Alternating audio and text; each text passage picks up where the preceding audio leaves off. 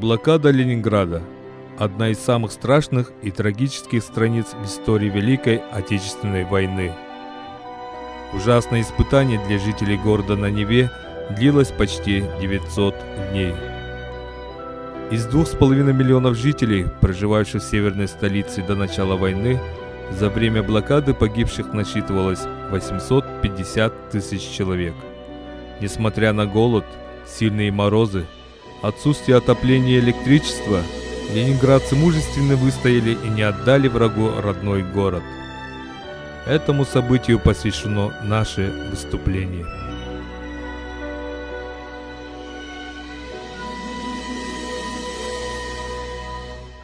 История маленькой блокадницы Тани Савичевой – это одна из тысяч историй блокадного Ленинграда. Историю Таня мир узнал из написанного ею дневника, который девочка вела каждый день во время фашистской осады родного города. С дневником Тани Савичевой нам осталось страшное свидетельство тех ужасных блокадных дней.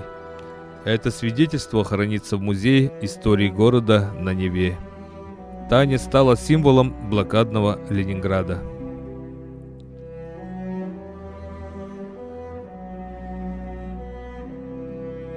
Вот строки из дневника Тани Савичевой, которые она написала в те трагические дни ленинградской блокады.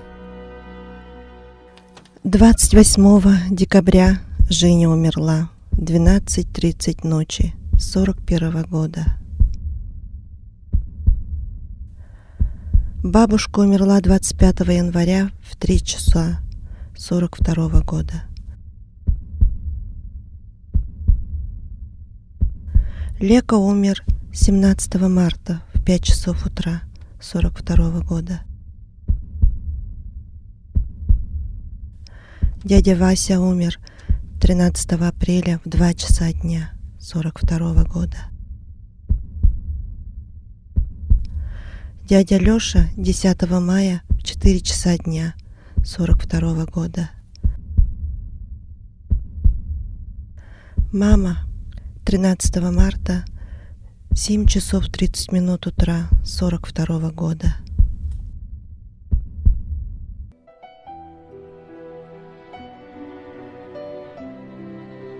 Эта маленькая записная книжка 11-летней девочки Тане была предъявлена на Нюрнбергском процессе в качестве документа, обвиняющего в фашизм.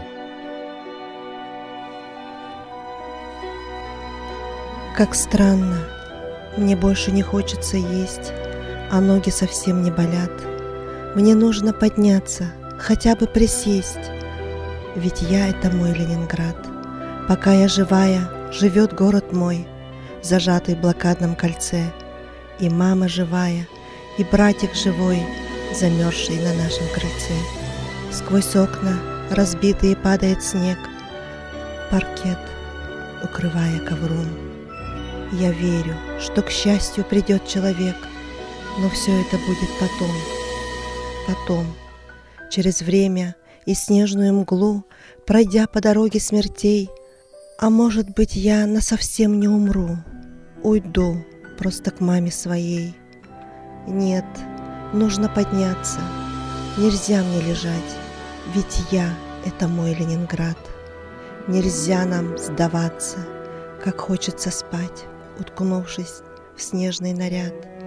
Уже 3-й год мы в блокадном плену, бомбежки, разруха и смерть. За что ты нам, Боже, придумал войну? За что я должна умереть? Опять мне приснился загадочный сон. Стою я одна над Невой и вижу, как чайка мне машет крылом и манит меня за собой. Потом вдруг, взметнувшись она в небеса, и скрылась в седых облаках. И мамины были у чайки глаза, любовь в них, забота и страх. Немного посплю и схожу за водой, чуть-чуть только сон досмотрю.